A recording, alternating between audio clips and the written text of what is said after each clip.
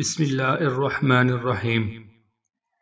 ان لوگوں کی پرواہ نہ کریں جو آپ کے دشمن ہیں، ان لوگوں سے محتاط رہیں جو آپ کے ساتھ ہوتے ہوئے ذہن میں بغض اور نفرت رکھتے ہیں۔ کسی کو نیچی نظر سے مت دیکھو، کیونکہ تمہاری جو حیثیت ہے یہ تمہاری قابلیت نہیں بلکہ اللہ کا تم پہ کرم ہے۔ اپنی اہمیت جاننے کے بعد کسی کے ساتھ لٹکے رہنا حماقت اور بے عزتی ہے۔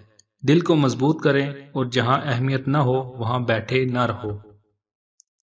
مت بنو کھلی کتاب کسی کے لیے، جہالت کا دور ہے، پڑھ کر پھاڑ دیے جاؤ گے۔